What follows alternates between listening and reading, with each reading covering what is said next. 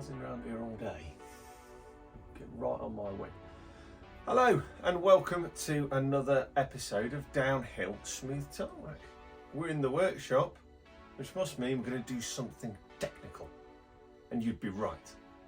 If you're familiar with my channel, you may well be familiar with this bike, because as it stands, the build of this bike was the single most popular video that I have done. Quick recap, I set out to build a fun gravel bike on a budget and built this wonderful thing that you see here for £285. I've been riding it a little bit, and actually it might be heavy, but it's a bit of a giggle. So I thought it's time to get it in the stand. And why not, now we've done it on a budget, let's treat it to some tasty upgrades. When I say upgrades, I mean a few shiny bits and a few things to make things shift a little smoother, maybe make the bike just look a little bit cooler. Well, that was the plan.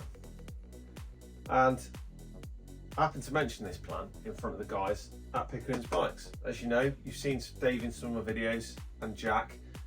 I was having that conversation and the light bulb went off. Dave said to me, what about going 650B? 650B conversion. I said, do you know what? I like his style. He said, even better, have some wheels. And here they are. Check that out. Set of Wymans. These have been hanging around in the basement of Pickering's for a while. Kindly been sent our way for this experiment. I've already got some tyres on them ready. Got some 47C WTBs. There's going to be a few challenges along the way, but I reckon this could be the coolest upgrade that I could have hoped for. So stick with me. I'm going to take out the old wheels. Already got a plan for them. Another video coming. I think you're going to love that one. I'm going to get these wheels out. I'm going to make some changes. I've managed to find a few shiny bits. XT anybody? Yes please. Matching front. Don't mind if I do. So let's start stripping a few bits down. We're going to give the frame a quick clean because it's fresh off the trail and is absolutely bogging. Let's upgrade this bad boy. First off, let's get these brakes out. Loosen off the calipers. I've already dropped the chain down to the bottom sprocket at the back. I'm just going to take this wheel out first of all.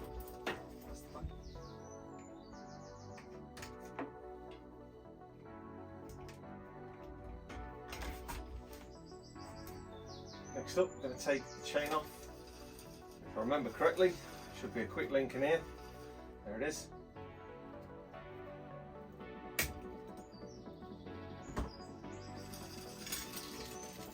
Take that out. While it's out, you'll hear the sploosh. It's going in the degreaser for a quick clean.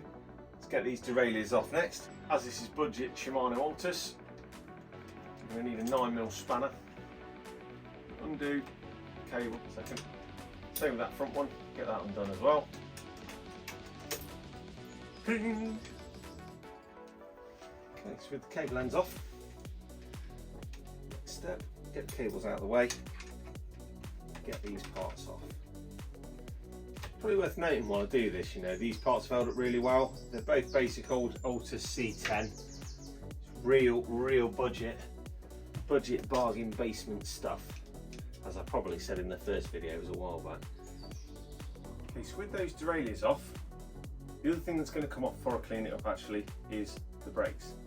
Now, those of you that know a bit about bikes, I bet you've already been screaming, can't fit 650Bs because the canties are going to sit in the wrong place. Well, I have a solution, and if you stand by, because I've not got them in my hand, I'll show you. Now I've remembered to grab them. Here they are. This is the solution. These are off another bike. These are actually off my first 26 gravel bike I built. Never did a video, long time ago. These are Tektro adjustable canties. I'll come up to the camera. There we go. As you can see, they sit on a shaft and allow for a little adjustment upwards and downwards. The only thing you've got to watch with these is they can adjust the pull ratio, which sometimes makes for a poor performance bit. The difference in size between 650B and 26, I'm not expecting an issue. I'll show you these in detail when we fit them and adjust them.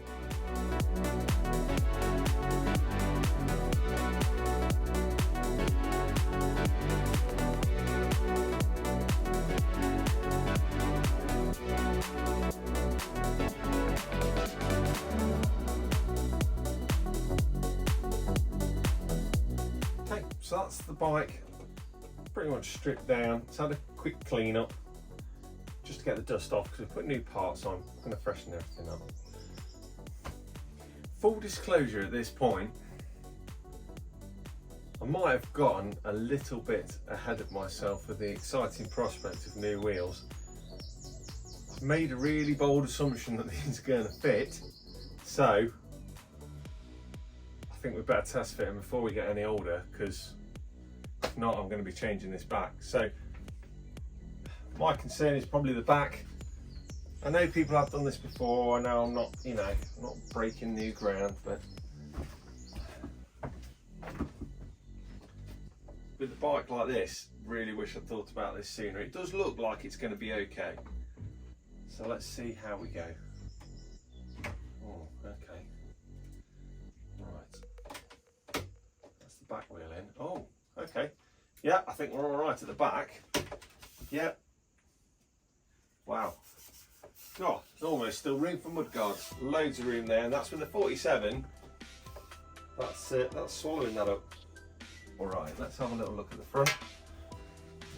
It's normally the back where you're going to have the problems where it's going to catch. So let's fingers crossed for this one. Oh yeah. Oh my God, it's cavernous. It's cavernous. You get mountain 27.5 mountain bike tyre in it if you want to. We don't want that. That's not what this is for. Let's have a look. Seat that properly as best we can in the stand.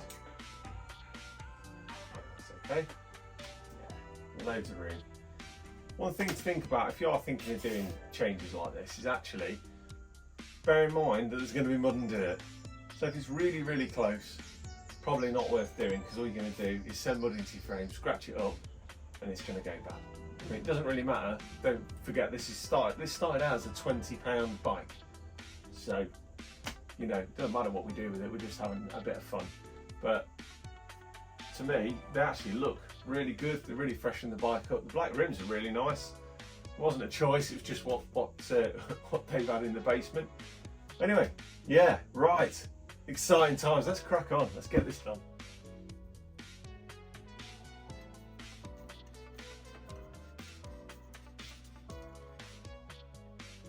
Ooh, right. So, with the XT fitted, looking pretty damn good for its age. It's a nice tasty little upgrade, lovely shape, this old 8-speed XT. Did say 8-speed, will work with 9, don't you worry about that.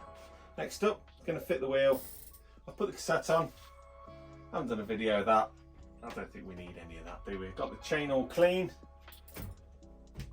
Going to put that on next as well. And I think because these brakes could turn out to be a bit of a fiddle, let's get the gears working.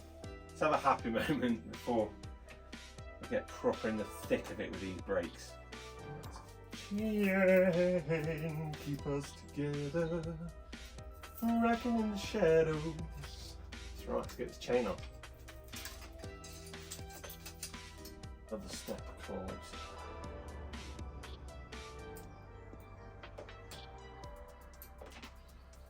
Oh yeah. Okay, next up we need to set the limits on the derailleur, because it's coming from another bike. It's not going to work straight away.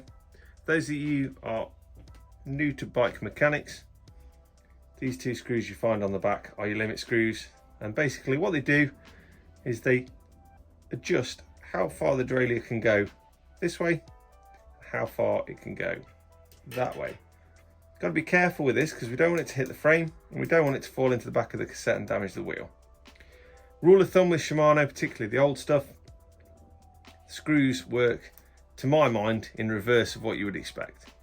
So this one at the top adjusts this end, this one at the bottom adjusts that end. And all I want to do, I'm going to look down the line and I want to align, and do the bottom first while it's sat there. I want it to be so that the top jockey wheel is in line with the bottom sprocket of the cassette. I'm then going to push it up the lock and see if it falls off the end. Like that. This actually doesn't, but it's close, so I'm going to turn that in again as well, just so that it comes in a little bit more, just like that. That way I'm protecting bike, I'm protecting wheel. Let it drop. Now, straight away, there you go, that's dropped off. So I'm going to have to tighten it up one and see if it comes back on. Let's have a look at it there. Yep, can see now it's settled. Actually, it's gone a bit too far, so screw it back in. And there we go.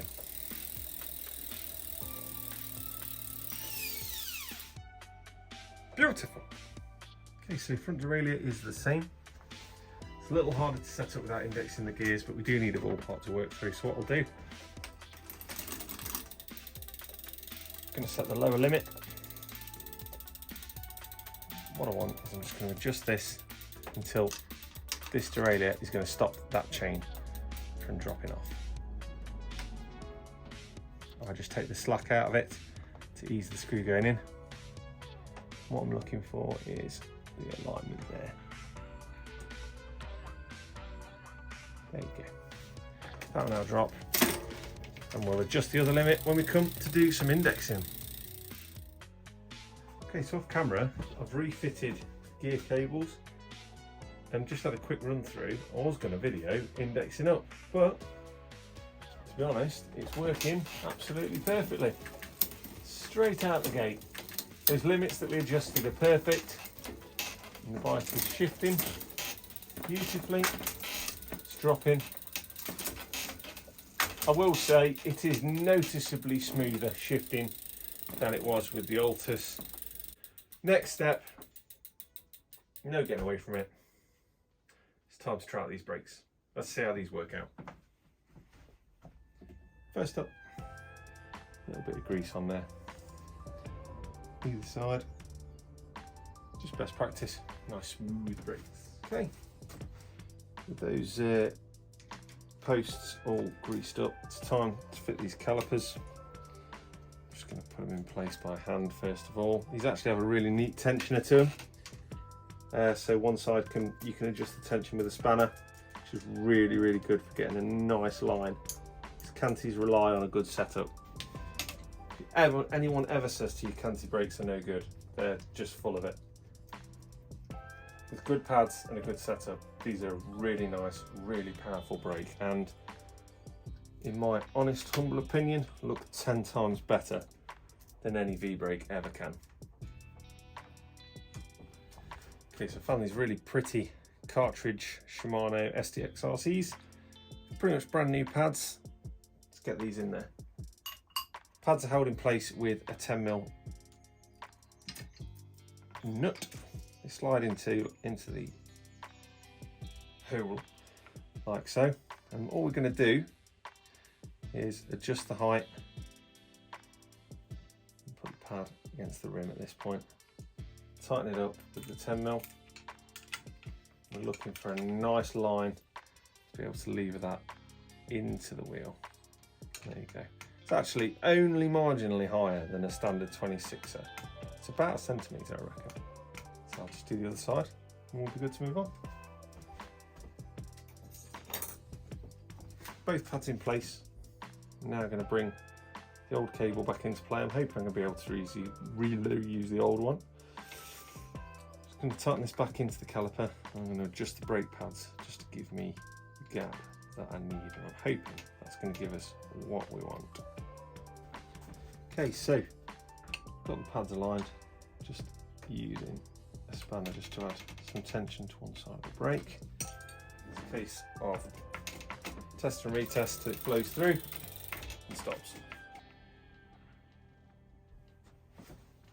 Next up is the fronts. Same again, tab of grease.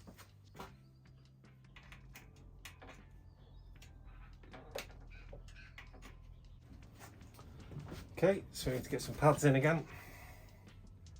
I've outdone myself with the front brakes. Some nice Derailleur XT cartridge pads, absolutely lovely. Now hook it in this side. These Tektros are a bit weird. They've got like a little 2.5mm Allen key bolt just to hold the cable, which is quite unsettling, but it does work. Up. So align the tension on these. Like I say, these particular brakes have got a little Little tensioner you can adjust with a spanner. I've gone old school, check that out. Any child of the 80s like me will remember this came with your rally bike, which meant it came with your bike because it was all you got. It's perfect for this job. You can use a cup and cone spanner, they work quite well as well.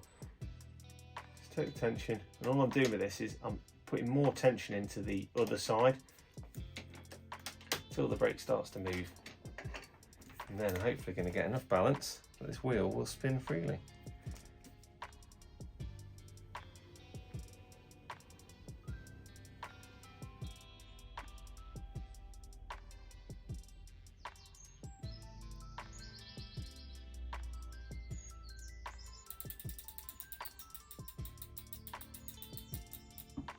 Okay folks, so there you have it. The conversion is complete. Just to recap what we've done, 650B wheels, look great, spinning great, fill the bike up just nicely. When we get it on the ground we'll see what it's like as far as how it changes the heights and such like. We've added those Tektro adjustable brakes. To be honest, they give you so many options now on this bike. I could literally fit anything. I could go back to 26, stay with 650, could even try a 700C. I have done that on another bike before, but I wasn't overly keen. Also upgraded XT, 8-speed front and rear. Works perfectly with the Sora 9-speed shifters. The pull ratio is fine and it handles the cassette beautifully. So the bike's done. It just leaves time for the sign-off.